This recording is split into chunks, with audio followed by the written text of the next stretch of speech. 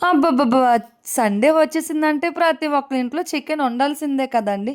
ఇలా ఒక్కసారి కొత్తగా ట్రై చేసి పెట్టండి. ఇంట్లో వాళ్ళందరూ అదేంటి హోటల్‌లో నుంచి తెప్పించావా? అని మిమ్మల్నే పొగడ్తలతో ముంచేస్తారంటే నమ్మండి.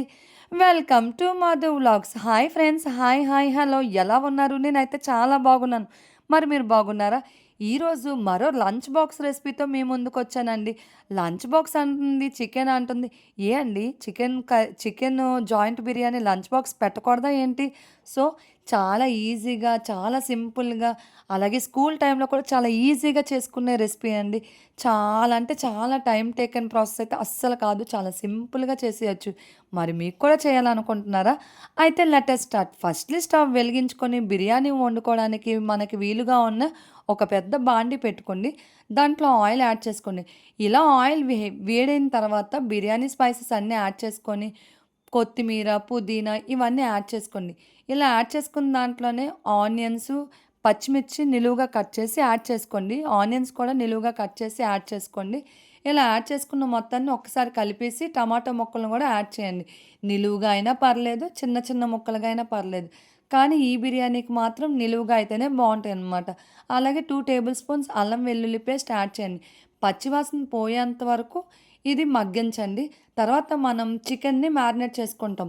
మ్యారినేషన్‌కి ఏంటంటే కొంచెం పెరుగు, అలాగే ధనియాల పొడి, జీలకర్ర పొడి, గరం మసాలా, కారం, ఉప్పు, పసుపు, అల్లం వెల్లుల్లి పేస్ట్, అలాగే ఒక నిమ్మ చెక్క బద్ద అరగంట కరెక్ట్‌గా మ్యారినేట్ చేసి నానబెట్టండి. మనం ఇలా నానబెట్టడం వల్ల ఏంటంటే మసాలా కంప్లీట్‌గా ముక్కలకి పట్టి తినేటప్పుడు గూడా మనకు ఆ ఫ్లేవర్‌ని మిస్ అవ్వకుండా చాలా బావుంటదనమాట. ఇలా మ్యారినేట్ చేసిన దాన్ని మనం ముందుగానే దీంట్లో యాడ్ చేసుకోవాలి. ఇలా యాడ్ చేసుకున్న మొత్తాన్ని ఒక్కసారి మూత పెట్టి మగ్గిద్దాం. ఎందుకంటే ముక్క అనేది మనకు ఉడకాలి కదా!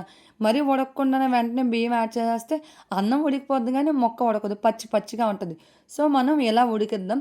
ఈలోపు మనం ఏంటంటే ఒక కప్పు రైస్‌ని మనం కడుక్కొని ముందుగానే నానబెట్టుకొని ఉంచుకోవాలి. నానబెట్టడం వల్ల బెనిఫిట్స్ ఏంటంటే, మనకి రైస్ అనేది ఇంకొంచెం ఒదిగిద్దనమాట. అప్పటికప్పుడే వండడం వల్ల ఏంటంటే, రైస్ అనేది ఎక్కువగా ఉండదు.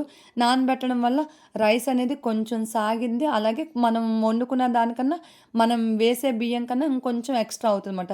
1 కప్పుకి ఇవి నార్మల్ రైస్ కాబట్టిగా 2 కప్స్ వాటర్ యాడ్ చేయండి. అదే బాస్మతి రైస్‌తో చేయాలనుకుంటే 1 కప్‌కి 1 ½ కప్ వాటర్ యాడ్ చేస్తే సరిపోద్ది. ఎక్కువగా వాటర్ యాడ్ చేసినా ఏంటంటే వాటరీగా ఉంటది. తినేటప్పుడు కూడా చెమ్మగా అనిపిస్తదనమాట.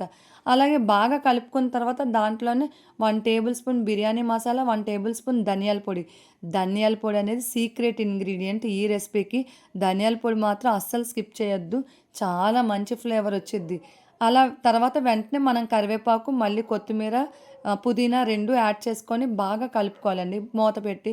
మనం ఇక్కడ సాల్ట్ అనేది యాడ్ చేయలేదు. నేను మర్చిపోయాను. మళ్ళీ ఇక్కడ యాడ్ చేసుకుంటున్నాను. మీరెప్పుడైనా యాడ్ చేయొచ్చు. కాపోతే రైస్ ఉడకముందే యాడ్ చేయననమాట. రైస్ ఉడికాకంటే చప్పగా ఉంటది. సో, యాడ్ చేసిన తర్వాత మళ్ళీ మొత్తంగా బాగా కలుపుకొని మూత పెట్టి మీడియం ఫ్లేమ్‌లోని అరగంట, ఖచ్చితంగా అరగంట ఉడికించండి. చూసారా? మూత తీసి చూసేసరికి కంప్లీట్‌గా ఉడికిపోయింది. మీకు కొంచెం కావాలనుకుంటే రెస్టారెంట్ స్టైల్‌లో కావాలనుకుంటే మాత్రం పసుపు ఉంటది కదండీ! పసుపు నీళ్లు కొంచెం పైన వేయండి. లేకపోతే కుంకుమ పువ్వైనా నానబెట్టుకొని దాంట్లో అది యాడ్ చేసుకోవచ్చు. చూసారా ఎంత బావుందో! మనం గరిటె పెట్టి తిప్పుతూ ఉంటే అసల మనకి రెస్టారెంట్‌లోని ఆ స్టైల్ ఉంటది కదండీ! ఆ రైస్ స్టైలు సేమ్ అదే స్మోకీ ఫ్లేవర్, సేమ్ అదే టేస్ట్ అలా అనిపిస్తదండి.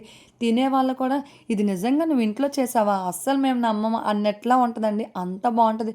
ఒక్కసారి ట్రై చేసి చూడండి. చాలా ఈజీగా అయిపోయింది కదా! కాకపోతే ఎక్కడైనా మనం బిర్యానీ వండేటప్పుడు ఎప్పుడైనా హాఫ్ ఎన్ అవర్ అనేది కంపల్సరీగా ఉంటదండి. ఎందుకంటే మనం మీడియం ఫ్లేమ్‌లోనే ఈ రైస్ అనేది మనం బాయిల్ చేయాలి. లేకపోతే ఏమవుతదంటే మనం హై ఫ్లేమ్‌లో పెడితే రైస్ అంతా కిందనంతా మాడిపోద్ది. తినేటప్పుడు కూడా ఆ మాడిపోయిన స్మెల్ అనేది మనకు తినబుద్దయ్యదు. కానీ ఒక్కసారి ఇలా ట్రై చేసి పెట్టండి. చాలా అంటే చాలా ఎంజాయ్ చేస్తూ తింటారు. పిల్లలు ఏదైనా మనకి ఫుడ్‌గా కాకుండా ఫుడ్ ఎంజాయ్ చేస్తే తింటూ ఉంటే ఆ ఫీలింగ్ సెపరేట్‌గా ఉంటదండి. నేను కోడి కూర గూడా ఆ పక్కన వండాను. చాలా మీకు రెసిపీ కావాలంటే నాకు కామెంట్‌లో చెప్పండి. చాలా ఈజీగా చేశానండి. అస్సలు టైమ్ టేకెన్ ప్రాసెస్ అయితే అస్సలు కాదు. నచ్చిందా? నచ్చితే మాత్రం కంపల్సరీగా ట్రై చేసి మీకెలా వచ్చిందో నాకు కామెంట్ సెక్షన్‌లో చెప్పండి. కీప్ సపోర్టింగ్ మీ. ఇంకోటేంటంటే నేనెంత వరకు వచ్చానంటే అది మీ వల్లేనండి. అందరికి పేరు పేరున చాలా అంటే చాలా థ్యాంక్ యూ.